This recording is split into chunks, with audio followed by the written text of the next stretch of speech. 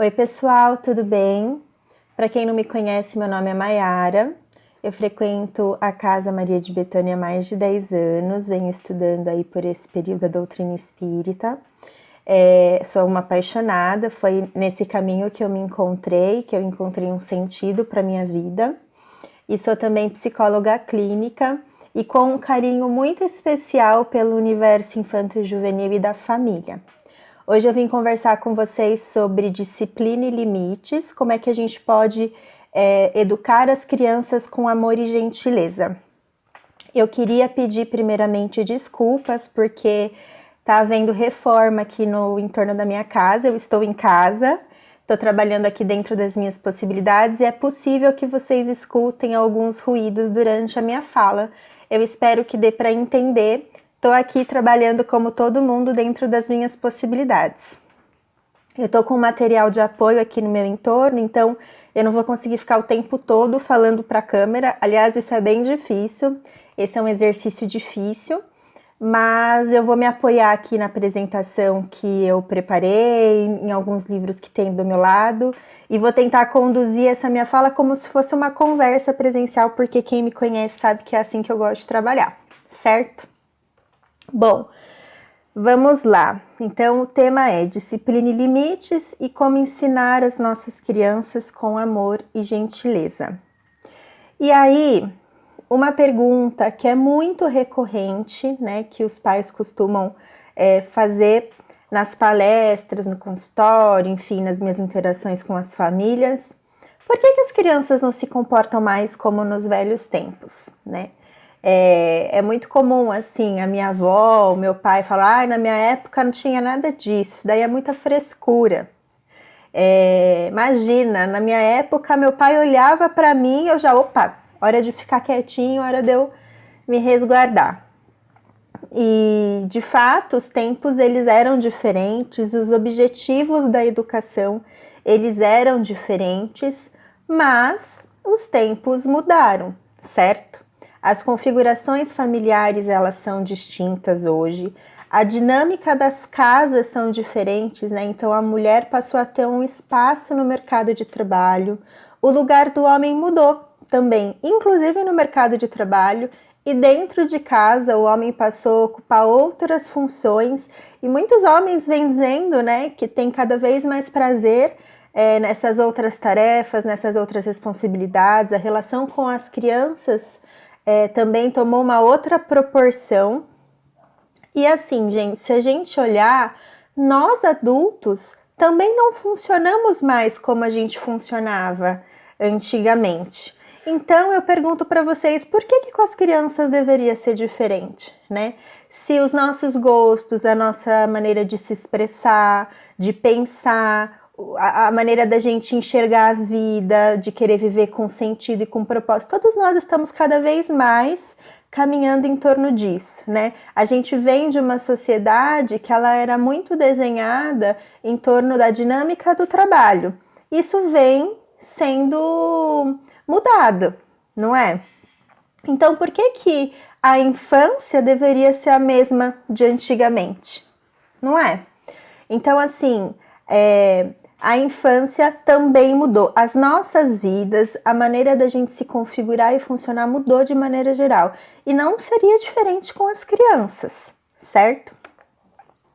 Com isso, a maneira de educar também muda, não é? Os novos tempos, eles exigem novas maneiras da gente disciplinar. E aí, eu achei importante falar com vocês sobre o que é disciplina, porque muitos de nós ainda relacionamos disciplina com ordem. E, na verdade, disciplina vem da palavra discípulos ou discipline, que significa seguidor da verdade e do princípio. Ou seja, a palavra disciplina, ela nos remete à palavra discípulo, aluno, pupilo, aprendiz. Ou seja, disciplinar é orientar, é mostrar um caminho, é dar referência. Como nós, né? Nós não seguimos Jesus. Jesus é o caminho, ele é a nossa referência. Enquanto cristãos, ele é a nossa base. Ou seja, disciplinar os nossos filhos, as crianças, é ser uma referência de comportamento, de pensamento, de valor, de dinâmica espiritual. Disciplinar é ser referência, é mostrar o caminho, é guiar uma criança. Não tem nada a ver com controle, né? Com isso, as crianças vão se tornando essas seguidoras da verdade, né? Elas vão, através do que a gente vai ensinando, exemplificando, elas vão desenvolvendo as habilidades necessárias para elas atingirem em determinado momento da vida delas a autodisciplina. Ou seja, disciplinar significa ajudar as crianças a desenvolverem habilidades, capacidades para autodisciplina. É esse o nosso papel, certo? Bom, e aí eu também queria pensar com vocês sobre esse papel, sobre uma perspectiva mais espiritual, né? A gente às vezes se depara com algumas percepções, falas de que educar é ser aquele que sabe tudo, que tem todas as respostas, né? Se a gente for pensar no objetivo da encarnação, nós adultos também estamos aqui para aprender, né? A maternidade e a paternidade é mais uma escola para o nosso crescimento, para o nosso desenvolvimento espiritual. Quando a gente se torna pai, né, uma pessoa vai junto. E não é de se admirar que a gente não saiba como conduzir todas as situações o tempo todo, porque essas são funções que também nos fazem rever a nossa maneira de funcionar, de sentir, de se comportar, de se expressar, né, de guiar. Então, espiritualmente falando, a maternidade e a paternidade também tem um papel, também tem um propósito, que é o propósito de crescimento interior, de reforma interior. Nós também estamos aqui para evoluir espiritualmente, moralmente. Então, os desafios na maternidade e da paternidade, eles também estão lá para que a gente possa se haver com as nossas questões, questionar o tempo todo se o que a gente está fazendo é o melhor, se não tem outras oportunidades, se não tem outras alternativas. E com isso, a gente também vai evoluindo no nosso percurso, né? As crianças, elas contam com as nossas habilidades, capacidades, até porque a gente está aqui há mais tempo, então é natural que a nossa maturidade seja diferente. Mas quando a gente fala num percurso espiritual, quem é que garante que essas crianças não têm muito mais bagagem que a gente, né? Quem é que garante que essas crianças não estão aqui também para nos ensinar? Na verdade, assim, com certeza elas também estão aqui para nos ensinar, né? Esse é um encontro de troca e de aprendizado mútuo. Então, assim, eu queria fazer um convite através desse vídeo, né? Para que a gente continue aqui essa palestra, para a gente se olhar nesses papéis também na condição de aprendiz. Porque quando a gente está na condição de aprendiz, a gente vai sempre buscar funcionar, se comportar, enfim, trabalhar dentro do que nós temos como guia, como orientação. No nosso caso, né, a gente tem o amor, a gente tem tudo aquilo que Jesus nos ensinou como referência, como base, não é? Então, assim, quando a gente é aprendiz, a gente escolhe caminhar dentro de uma rota, né, que tem ali algumas orientações básicas, o que não significa que de vez em quando a gente não vai tropeçar nesse percurso, não é mesmo? Então, olhar para essas funções, entendendo que vocês também estão aqui para aprender. E a maternidade e a paternidade traz desafios para que vocês também evoluam com isso, né? Tem um livro que eu ainda não li ele completamente, mas Ele é um livro que tem me inspirado muito, assim. Eu leio alguns capítulos, enfim, que é esse aqui, ó, Criança Índigo Cristal. Ele vem falar sobre as crianças que estão chegando no nosso planeta, como é que elas são, quais são a essência da maneira como elas se comportam, enfim.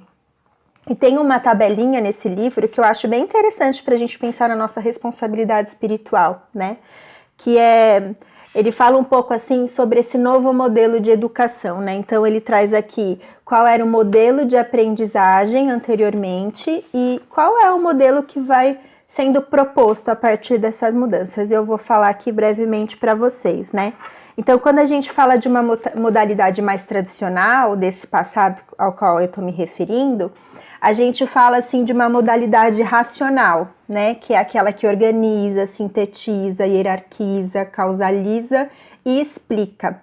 Na contrapartida, nesse novo momento, a gente está falando de uma modalidade mais intuitiva, onde a gente conta, olha como isso tem relação direta com o momento que nós estamos vivendo no nosso planeta, né? Uma modalidade mais intuitiva, que significa lidar com o inesperado, com o acaso, com uniões, com o não linear, então lidar com esses altos e baixos. Percebe que as competências do tempo antigo versus o tempo novo, elas estão mudando e como isso reflete na educação das crianças, né? Uma modalidade anterior que era mais lógico, matemática, né? Dedutiva, sequencial, demonstrável, quantificável. E hoje a gente fala de uma modalidade, né, que está sendo construída, que ela é mais multissensorial, ou seja, a interação de múltiplas capacidades sensoriais. Olha como a gente está falando de um novo tempo, onde o sentir ele tem uma relevância maior, né?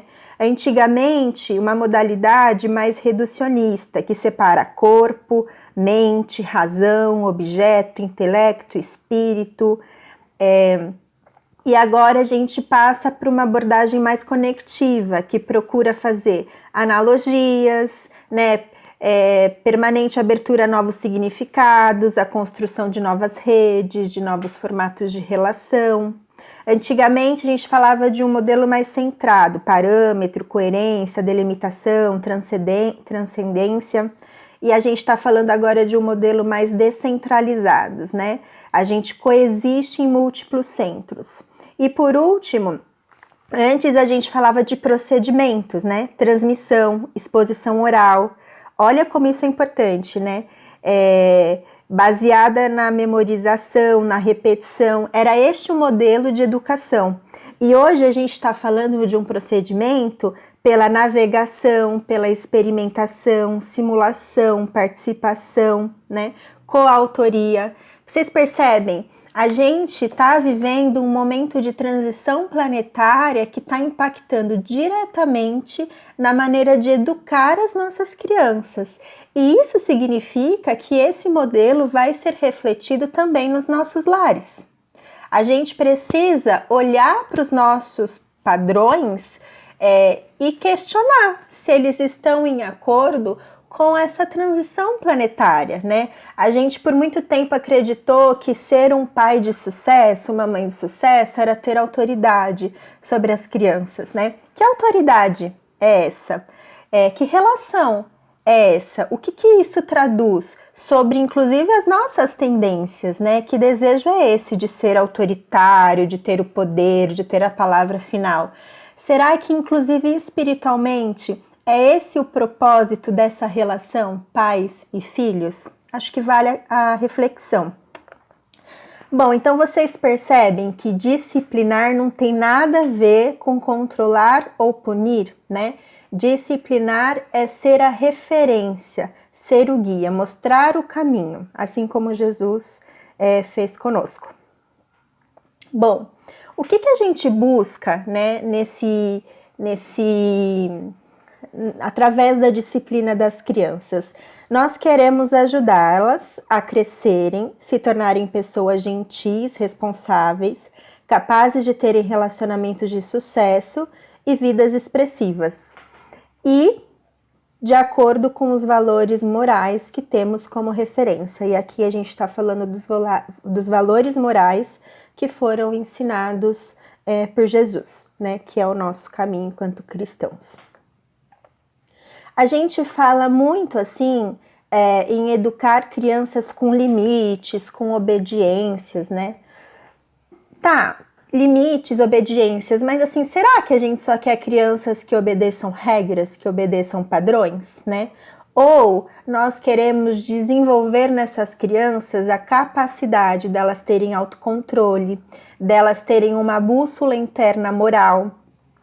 E aí, assim, pensando nos objetivos de curto prazo, né? A gente ter cooperação dessas crianças, óbvio que a gente espera que elas saibam distinguir, né? O que são comportamentos aceitáveis e os comportamentos inaceitáveis. Porém, mais que isso, a gente não quer crianças robozinhos, né? Que saibam o que elas têm e o que elas não têm que fazer. Para serem amadas, para serem aceitas, para terem sucesso, para aprenderem, etc.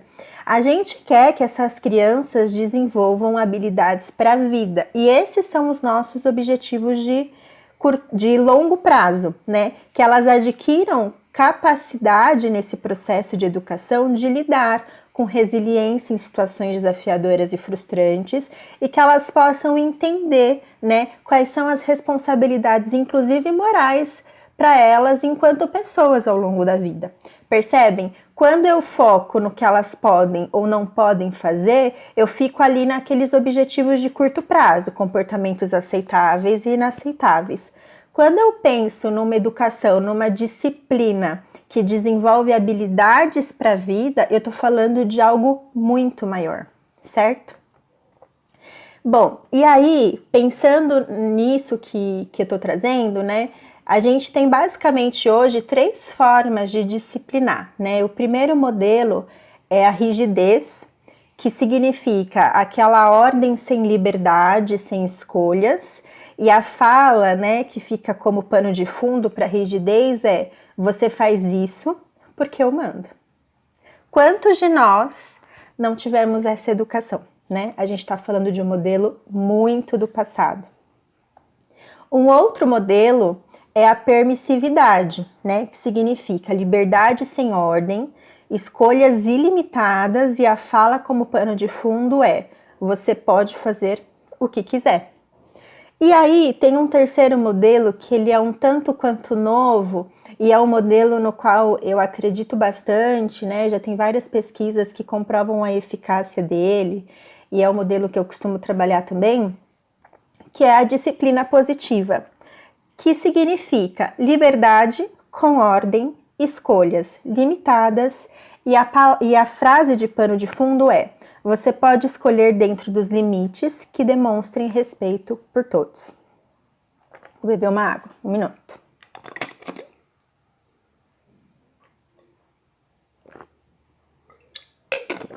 Bom,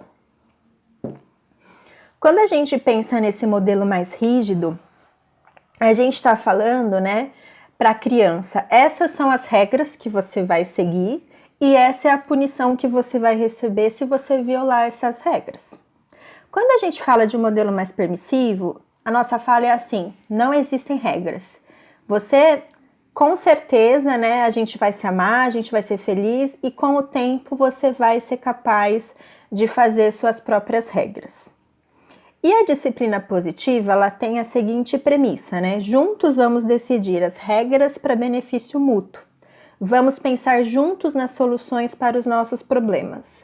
Quando precisar usar o meu discernimento sem a sua interferência, serei firme com gentileza, dignidade e respeito.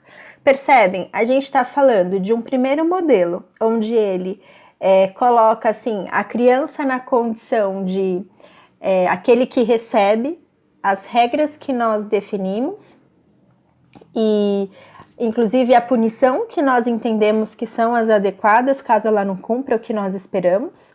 Esse segundo modelo, que é o de permissividade, ele deixa a criança completamente solta, sem parâmetros, sem referência. E no terceiro caso, a gente está dizendo o seguinte, eu te considero enquanto pessoa, enquanto espírito, enquanto sujeito de direitos, com vontade, com personalidade, porque é isso que as crianças são. Elas não são um potinho que nascem na nossa família para a gente introjetar coisas, elas vêm com as próprias características e potencialidades, né?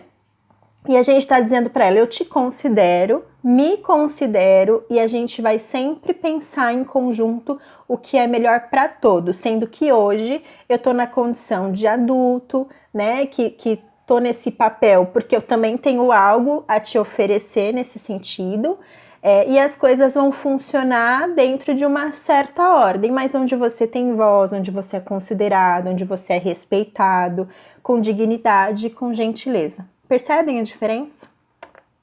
Bom, quando a gente pensa na rigidez, né?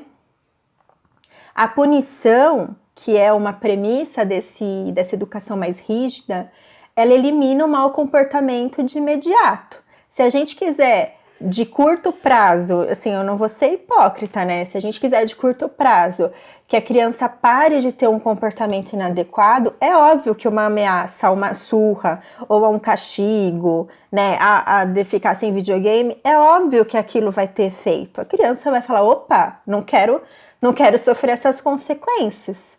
Mas, para o curto prazo, pode ser um tanto, qual palavra utilizar? Pode ser um tanto conveniente, né? Porque não é nem que dá menos trabalho, porque também gera uma culpa depois nos pais, né? Que batem, enfim. Mas assim, elimina o comportamento a curto prazo. É fato. Porém, o que a criança está aprendendo para a vida com essa forma da gente lidar com uma situação desafiadora, né? Ela de fato refletiu sobre o porquê que o comportamento dela foi inadequado, né? Será que ela estava tentando comunicar alguma coisa que a gente podia ter investigado melhor, né?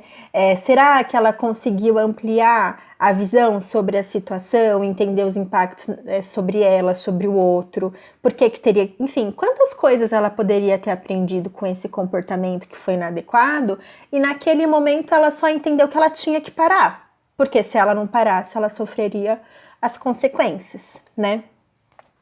A permissividade, ela também não é adequada, porque assim, uma criança que se sente dona da situação, ela vai manipular o ambiente onde ela está inserida o tempo todo.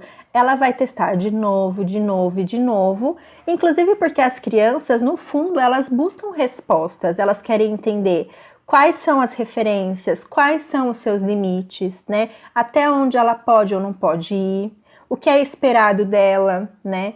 Ela conta também com a nossa maturidade para ter um pouco de contorno na vida, porque crescer sem contorno é muito desorganizador para essas crianças, né?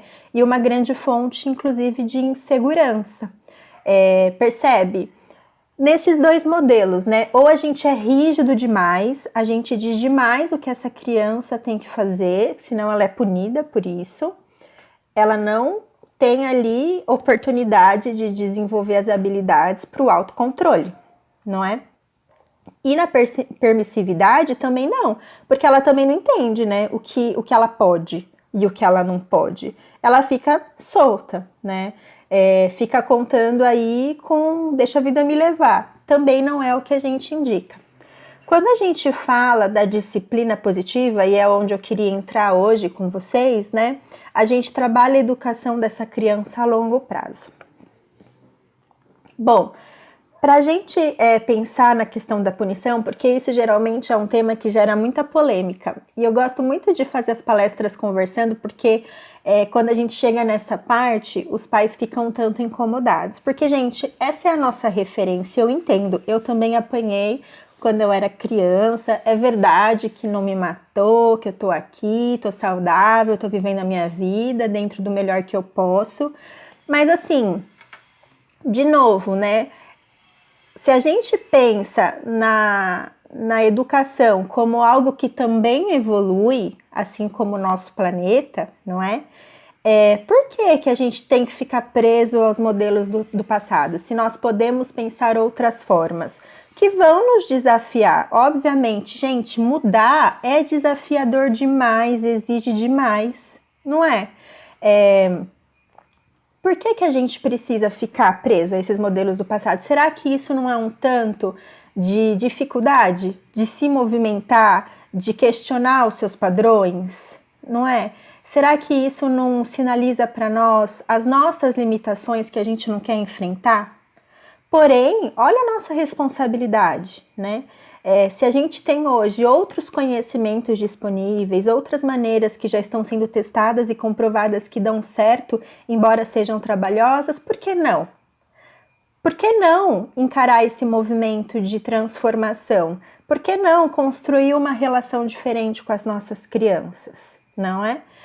Eu não estou incentivando ninguém a ser permissivo. Vocês viram que a permissividade, ela não funciona, ela não é saudável. Eu estou dizendo para vocês, vamos pensar em maneira gentil, digna e de uma relação de respeito mútuo para desenvolver com as nossas crianças, onde elas passam a ser crianças com voz, com lugar, né, respeitadas por quem elas são, pelo espírito que elas são. Percebem? Quando a gente olha para as crianças como espíritos que talvez foram os nossos pais numa encarnação passada, por que não? Né? Quando a gente olha para essa relação anterior, a gente pode pensar muito mais acerca desses encontros, não é? De novo, as crianças não são potinhos que a gente deposita o que elas têm que ser ou não ser. São crianças que vêm com as suas predisposições, né? E que a gente se comprometeu nesse encontro em construir outras possibilidades para ajudar o outro no seu processo de transformação interior, que é o nosso propósito aqui na nossa encarnação. Bom, então voltando para a questão da punição, né? Algumas pesquisas já mostram para gente que a punição, ela desperta 4 R's, né? O primeiro R é o R do ressentimento, onde a criança pensa, isso não é justo, eu não posso confiar nos adultos, né? O R da retaliação, eles estão ganhando agora, mas eu vou me vingar. O R da rebeldia, eu vou fazer exatamente o contrário para provar que eu não tenho que fazer do jeito deles. E o R do recuo, que a gente vai criando um comportamento, né? A criança vai criando um comportamento dissimulado. Ou seja, eu não vou ser pego da próxima vez. Eu vou criar um falso self, percebem? Para eu ser aceito ou não ser aceito nesse ambiente. O que não significa que na ausência dos meus educadores eu vou agir corretamente.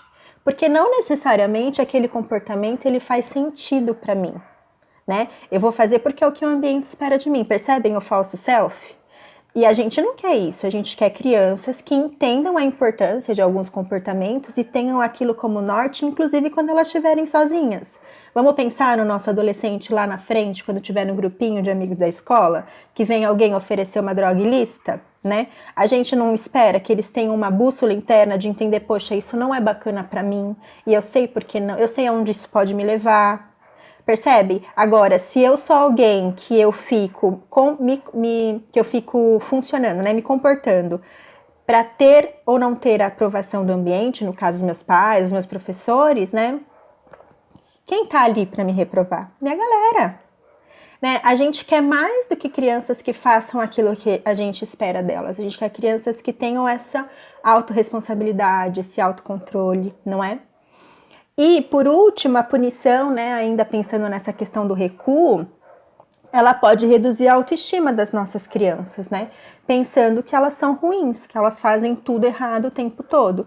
E quando a gente tem uma autoestima muito abalada, a gente tem muita dificuldade de, no futuro, de fazer escolhas autênticas, considerando o que é importante para nós, a nossa singularidade. A gente se coloca em situações roubadas, não é? Bom, e aí assim, os comportamentos futuros, eles são baseados nesses sentimentos subconscientes. Bom, e aí, gente, pensando, né, crianças não desenvolvem características positivas baseadas em sentimentos e decisões subconscientes que resultam da punição. Isso já é comprovado, depois eu vou deixar a indicação de um livro onde vocês podem ler mais sobre isso, né? Essas pesquisas têm mostrado que as crianças que experimentam uma grande quantidade de punições tornam-se rebeldes ou muito submissas, né? Percebe? A gente não quer que essas crianças funcionem nesse extremo, a gente quer que essas crianças tenham habilidades para decidir dentro daquilo que a gente entende que é um bom caminho, né? Tem um trecho desse livro aqui, ó, que eu tava comentando com vocês, que fala uma coisa que, assim, me deixou bastante arrepiada. As crianças que estão chegando, né, elas não aceitam mais a autoridade como antigamente, como ela era aceita pelas gerações anteriores, né? Hoje, a figura do pai, da mãe, do professor só será aceita como uma autoridade se mostrarem com sua atitude, seu comportamento, que disso são merecedores, porque são justos, dignos, corretos, né? E, portanto, eles obterão o respeito e o amor por merecimento, percebem? Não adianta mais a gente desconectar o que é certo, né, o que a gente espera das crianças, se nós não temos aquilo como parâmetro para os nossos comportamentos, né? A gente precisa pensar nessa nova educação como aquela que também exemplifica, né? Senão a gente não sustenta. Como é que a gente cobra do outro aquilo que nós não fazemos, né? Nós estamos falando de uma era que integra, gente, pensamento, palavra e ação. Nós viemos por muito tempo funcionando através do pensamento e da palavra. Porém, se a gente não tiver esse agir no mundo de acordo com o que nós pensamos e falamos, a gente não sustenta mais isso, inclusive para as crianças, né? Para as crianças que já vêm para um novo momento, que já tem uma nova missão na nossa terra, que já vem com outro propósito de vida, que é dar continuidade à evolução do nosso planeta. E aí, eu já falei sobre isso, mas só para reforçar, né, quando a gente usa demais, né, esse controle que é excessivo, as crianças ficam dependentes de um locus externo, né? O que isso significa? Que todas as vezes ela vai buscar alguém de fora para se encarregar do seu comportamento, percebem? A gente não desenvolve autorresponsabilidade quando a gente é quem diz o que ela tem ou não que fazer o tempo todo. E quando a educação é na base de recompensas e castigos, né, a criança terá um bom comportamento quando ela está sob supervisão de alguém, né, do adulto, do professor, enfim. Elas também não aprendem a ser responsáveis por si. Bom, então a gente, assim, não vamos optar por uma educação rígida ou permissiva. Vamos fazer o quê?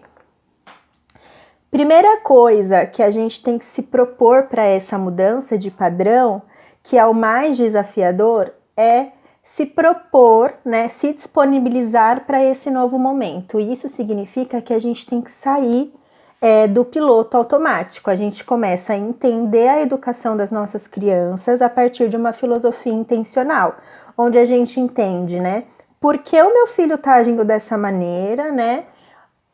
O que eu quero ensinar a partir do que está sendo exposto, e aí agora eu vou pensar como eu vou ensinar, pensando no que eu quero que ele desenvolva, né, a curto e longo prazo.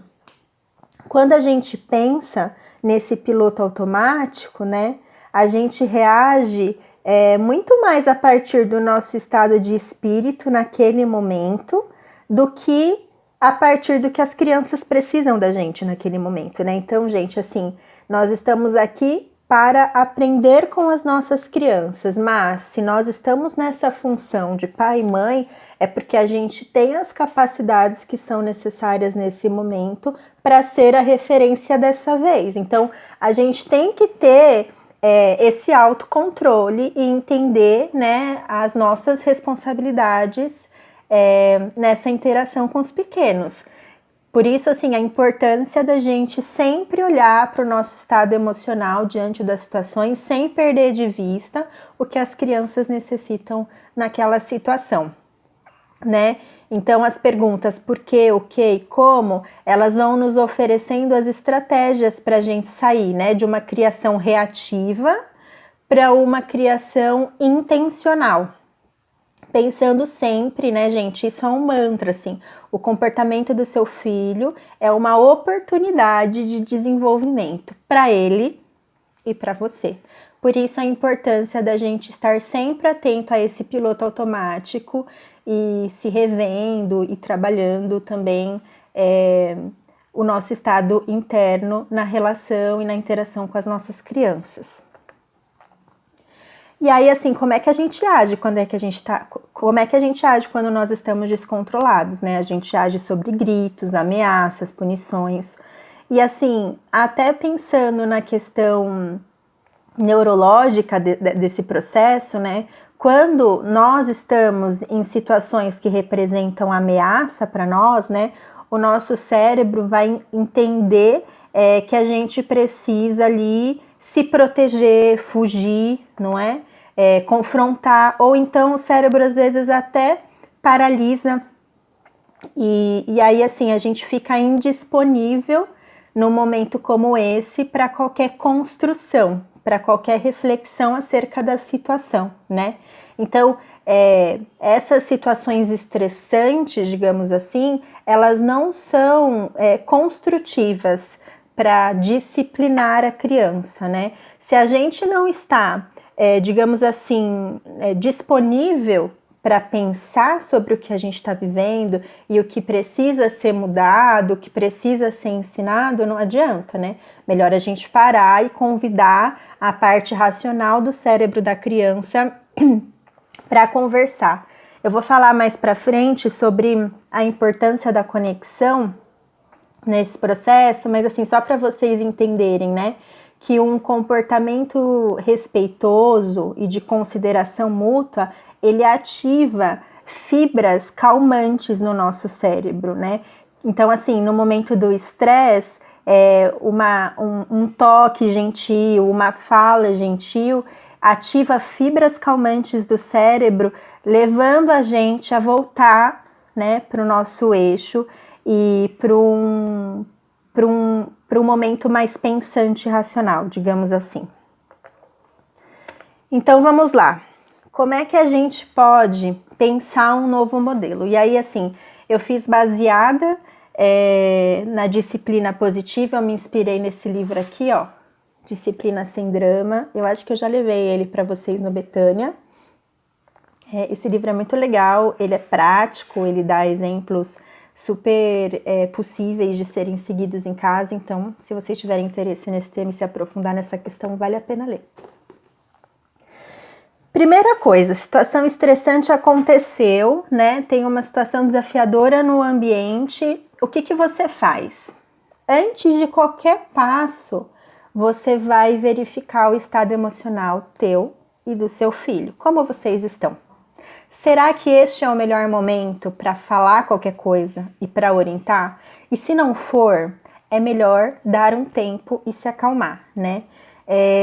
Tudo que a gente faz de cabeça quente, seja com as crianças, com os adultos, enfim, na nossa vida, geralmente a gente age de forma reativa. E se a gente quer disciplinar de maneira intencional para a vida, a gente precisa cuidar do nosso estado emocional antes de qualquer passo que a gente for dar em relação às crianças, né? Bom, ok, eu tô numa situação ali que eu tô sob controle, digamos assim. A gente vai procurar o porquê. Por que seu filho agiu daquela maneira, né? Então, o que estava acontecendo antes da situação estressante? Será que seu filho está com sono, né? Porque as crianças pequenininhas, elas dependem muito assim também da regulação das suas necessidades básicas para se comportar de uma maneira adequada. Ou será que o seu filho já não estava num bom momento? Será que ele teve uma situação estressante na escola? Assim como a gente, né? Às vezes a criança nem fez algo demais, mas nós tivemos um dia super complicado no trabalho, a gente está com uma preocupação importante, e aí assim, a situação tomou uma proporção muito maior do que necessitava, porque a gente também não está bem, não é?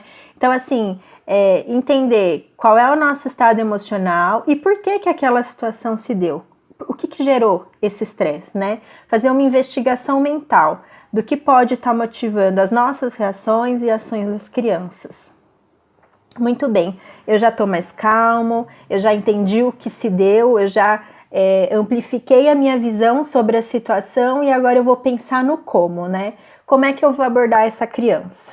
Eu vou pensar na maneira como eu vou falar, que tipo de mensagem eu quero passar. Porque se eu vou lá de um jeito, num tom agressivo, né, num tom de julgamento, enfim, não vai ser uma conversa construtiva. Então, assim, eu vou cuidar, né? O meu terceiro passo é cuidar do tom que eu vou falar com essa criança. Lembrando, né? Um tom que é respeitoso para ela e para mim, né? Um tom que eu cuidaria em todas as minhas relações. A gente está pensando numa relação de cuidado e respeito mútuo. Né? Então, estado emocional ok, consciência do que está havendo ok, comunicação ajustada ok. Bom, nós vamos nos conectar com as crianças antes de redirecioná-las. Por que a importância da conexão? Eu dei o exemplo do cérebro lá atrás, né? A conexão acalma, dá segurança, traz equilíbrio, estado mental integrado, oportunidade de aprendizado, né? E libera hormônios de bem-estar. Então, como é que a gente se conecta com a criança, né? Então, assim, como eu disse, às vezes a criança está tendo um comportamento que, sei lá, como adulto, a gente pense que aquilo é uma besteira. Vamos pensar assim, e o amiguinho da escola pegou um brinquedo emprestado e a criança ficou muito brava com isso, porque ela não queria emprestar o brinquedo. Sei lá, pra gente isso é muito pequeno. Mas se a gente for pensar numa criança de 4 a 5 anos, esse é o tipo de problema que ela tem nessa faixa etária, né? Então a primeira coisa que a gente diz é assim, nossa, eu te acolho, eu acolho essa sua angústia, eu acolho esse sentimento, né? Eu sei que tá difícil, calma, vamos lá, eu vou te ajudar com essa situação. Por mais que ela pareça irrelevante para nós, né? A gente precisa entender que aquela é a causa daquela criança naquele momento. Então, vamos lá, eu vou te ajudar com isso, né? Validar, dar importância ao que a criança está vivendo, a dificuldade, né? Então, por que você me bateu? Você ficou muito bravo, né? Porque você não se sentiu considerado nessa situação, tudo bem. Então, eu vou dizer para essa criança que eu entendo, né? Que eu vejo, que eu olho para essa criança, que eu considero essa criança, considero os sentimentos, o que é importante para ela, né? E aí, assim, então vamos lá, então tá bom, me conta a sua parte da história, o que foi que aconteceu, o que foi que te fez ter esse comportamento, né? Escutar. Gente, vocês percebem que a gente está falando de habilidades simples, mas que nós deixamos de fazer com o tempo, né? Porque a gente não se acolhe, a gente não valida as nossas emoções enquanto adultos, a gente não se escuta. Por isso que é tão desafiador a gente ter essa postura com as crianças, porque não são coisas que a gente tem feito com a gente enquanto adultos, né? Então, é um movimento que é desafiador de fato. Muito bem. Então, assim, escutar. Deixa essa criança contar. Às vezes ela vai dar uma explicação que para você, mas que bobagem. Mas, gente, é a causa da criança, né? A gente tá falando de uma criança pequena. Ou de um pré-adolescente que está descobrindo a vida, né? Enfim, que as amizades têm uma outra proporção, né? O fato da amiga ter falado no WhatsApp com a outra e não ter incluído no grupo é uma questão para um pré-adolescente. A gente não pode julgar, a gente tem que ter noção de que fase do desenvolvimento dessa pessoa a gente está falando, né? Quais são as questões daquela faixa etária. Muito bem. E aí, por último, na fase da conexão, né? Então vamos refletir. Vamos pensar sobre o que aconteceu. Vamos dar um fechamento, né? Eu te consolei, eu te acolhi, eu validei os seus sentimentos, eu te escutei. Então agora vamos dar um fechamento, né? Qual foi o entendimento sobre tudo o que aconteceu, né? Então, ok. A criança e você estão conectados, né? Vocês estão juntos para um momento que é o momento agora de redirecionar, né? E aí, assim, antes de sair redirecionando, né, a gente vai falar dos passos, você vai se perguntar mentalmente, ok, meu filho tá pronto? Tá pronto para escutar, aprender e compreender, né? Estou sendo consistente ou estou sendo rígido, né? Porque lembra, a gente quer ser coerente e confiável, queremos, acima de tudo, que eles nos vejam como referência. Então, vamos lá. Então, agora a gente vai redirecionar. Primeiro passo do redirecionamento, a gente vai ajudar essa criança a se perceber na situação, né? Então, eu percebi que você ficou muito magoado pelo teu amigo ter pego o seu brinquedo, porque você não gosta que as pessoas peguem suas coisas sem pedir, você se sentiu invadido. Foi isso mesmo? Foi isso que eu entendi? Foi isso para você, né? É ajudar a criança a entender a experiência emocional que ela teve naquele instante, né? Com isso, a gente vai trabalhando a autoconsciência, o autoconhecimento. E aí a gente vai agora ajudar essa criança a desenvolver a empatia dela, né? Vamos tentar entender o que houve lá com o seu amigo, né? Sei lá, a atitude dele não foi legal, mas como é que será que ele sentiu também quando você bateu nele na contrapartida, né? A gente vai ajudando, nesse momento, as crianças a pensarem nos impactos, nas consequências. Elas vão ampliando a visão mental que elas têm de uma dificuldade, de uma situação, enfim. Com isso, a gente vai ajudando a criança a trabalhar um lado moral importante, né? A gente vai desenvolvendo com ela a consciência sobre os próprios sentimentos, ações em torno dos outros. E, por último, a gente vai para a parte de integração e reparação, né? Bom, então assim, você já viu como é que você se sentiu, né? Você tem percepção sobre a sua parte nessa história. A gente já olhou para a parte do outro, qual é a sua responsabilidade em relação ao outro também. Bom, então agora a gente tem que fazer alguma coisa com isso, né? A gente integra tudo nesse último momento. Então, o que nós podemos fazer para acertar isso? Vamos pensar numa solução, né? Então, tudo bem, você ficou muito triste porque ele pegou o teu brinquedo, ele te invadiu, não foi legal a parte dele, mas será que a parte que você devolveu com o chute lá foi legal? Também não foi legal. Então, o que você pode fazer com isso, filho? Né? Você pode... Deixa a criança trazer a solução. Ah, não, mãe, eu acho que eu vou pedir desculpa. Ou eu vou mandar uma mensagem. Você me empresta o seu WhatsApp para mandar uma mensagem, sabe? Deixa a criança trazer a solução para a situação. Constrói ali, em conjunto com ela, como é que vocês vão reparar o que houve, né? Que seja uma situação entre vocês em casa. Então, a partir de hoje, vamos fazer um combinado, né? Ah, a hora do banho é super estressante. Então, me traz uma proposta, né? Que hora do banho é bom para você? Mas eu também vou avaliar se é possível aqui para mim, porque a gente está falando de escolhas limitadas, não é? Então, enfim... Num último momento, vocês pensam em como reparar uma situação em conjunto.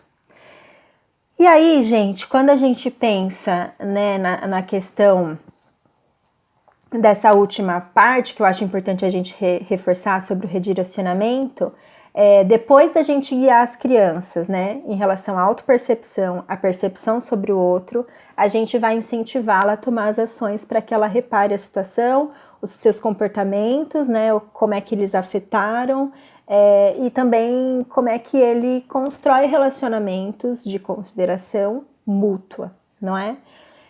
Acho que a gente já falou bastante sobre essa parte. E aí, assim, por último, eu queria deixar algumas sugestões sobre essa fase de redirecionamento, né? Às vezes a gente fica falando, e, gente, não funciona. Não funciona, assim... Sejam sucintos, sabe? Assim, às vezes a gente tem que ter assim, uma atitude cirúrgica, né? A gente tem que falar o que é necessário, porque o nosso objetivo com a nossa fala e com o nosso redirecionamento não é fazer com que a criança se sinta mal, né? Por quem ela é. A gente quer que ela entenda que aquele comportamento não foi bom e o porquê que ele não foi bom, né? Quais são os impactos que aquele comportamento gera que não é legal. Então não adianta a gente ficar falando demais, né? Sejamos respeitosos, né? Cientes do nosso papel naquele instante. Vamos falar o que é necessário, de uma maneira gentil, mas vamos falar, porque é o nosso papel e porque essa criança tem que ter referência, né? É dizer sim ao sentimento e não ao comportamento. Então, assim, é muito comum, né? Eu fiquei muito bravo, fiquei com raiva, eu odeio essa situação. Às vezes a gente fica com tanto medo dessas falas e a gente... que feio, raiva, medo. Não, né? Esses sentimentos, eles não podem. E não necessariamente, né, gente? A gente aprende a lidar com a nossa raiva entrando em contato com a nossa raiva. A gente faz um manejo das nossas emoções quando a gente conhece as nossas emoções. Então a gente não vai dizer não ao sentimento. A gente vai acolher o sentimento e a gente vai ajudar as crianças a pensarem como elas lidam com essas sensações, sabe? De novo, né, sem sermão, descreva a situação de maneira pontual. Envolve a criança, envolva o seu filho na disciplina. A gente tem que chamar as crianças para a cooperação e para a solução. Quando a gente fala de combinados onde a criança participou da construção deles, o engajamento em relação a esses combinados é outro, né? Então, traz o seu filho. Então, tá bom, essa foi a situação. Como é que a gente pode resolver isso junto? Como é que eu posso te ajudar, né? O que você pensou em fazer, então, pra gente reparar isso tudo que aconteceu? Deixa essa criança trazer as soluções, né? Para que ela vai desenvolvendo os recursos internos dela para lidar com os problemas da vida, né? E uma tática, assim, uma estratégia que pode ser bem interessante, né? O não pode ser um sim condicional. Então, assim, posso descer para brincar? Você pode, com certeza, mas lembre-se que antes a gente tem um combinado, né? Você pode descer com toda certeza depois de você terminar o trabalho da escola, né? Então, você pode dizer nãos a partir, né, de sims condicionais, digamos assim. Enfatize o que a criança pode, o que ela pode ser. Gente, isso é tão comum na minha experiência, assim, às vezes as crianças têm plena consciência de tudo que elas não podem. Mas o que elas podem? O que elas podem ser? O que elas podem fazer?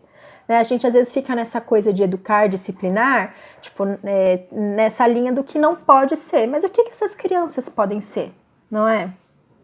E aí, assim, por último, isso funciona com adulto, entre casais, né? Essa é uma tática que eu uso muito aqui em casa. O bom humor e uma comunicação criativa, ela ajuda muito, né?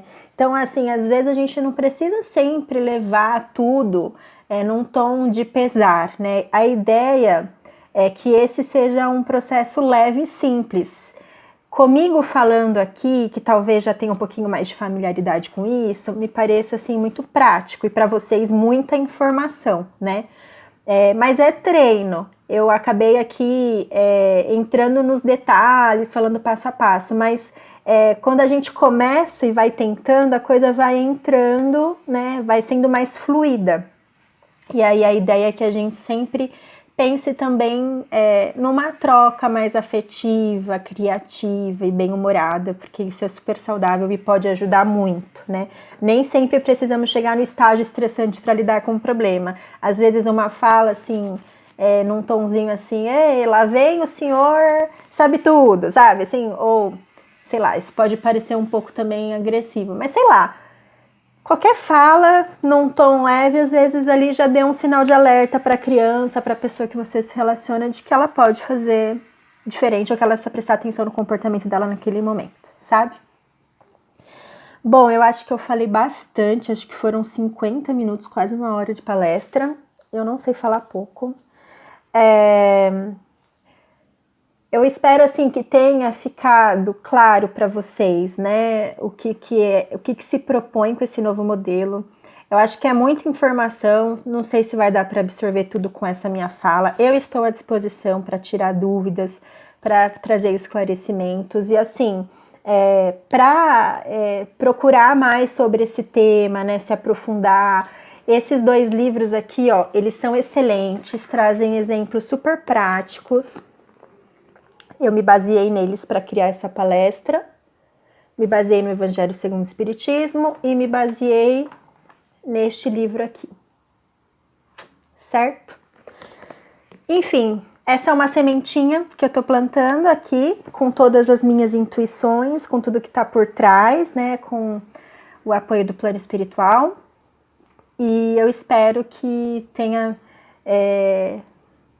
deixado reflexões e que vocês busquem mais acerca desse tema, porque não é essa palestra que vai resolver, e sim as pesquisas e a maneira como vocês vão se aprofundar, certo? Eu estou à disposição, obrigada pela oportunidade, eu espero ter conversado com vocês sobre limites e obediência de uma perspectiva diferente, que era o meu objetivo, pensando nessas conexões com amor, com respeito, com dignidade, com igualdade, fraternidade, né? Que são todos os valores que são ensinados pelo nosso amigo, né? Para mim ele é um grande amigo, Jesus Cristo. Esse é o nosso guia, esse é o nosso caminho, e a gente precisa trazer isso também para a relação com as nossas crianças, para as nossas relações familiares. Esse é o nosso propósito de vida, e eu espero que vocês sigam por essa trilha. É assim que eu tenho procurado fazer por aqui. E é aquilo, né, gente? Quando a gente escolhe seguir Jesus, eu falo isso, já falei isso algumas vezes no Betânia, não necessariamente a gente vai, não necessariamente não, com certeza nós não vamos virar Jesus numa única encarnação, não é? E que pretensão também. Mas assim, ele é o nosso guia, esse é o nosso caminho, né? Essa é a nossa referência. E é assim também na educação das nossas crianças. A gente não vai acertar o tempo todo, a gente vai colocar as nossas imperfeições para conversar nessa relação. Mas nem por isso, nem por ter consciência das nossas imperfeições, a gente precisa deixar de buscar o que é melhor. Assim como a gente busca Jesus o tempo todo, ainda que a gente tenha muitas questões para serem aprimoradas, certo? Obrigada, estou à disposição, contem comigo e vamos juntos. Tchau, tchau.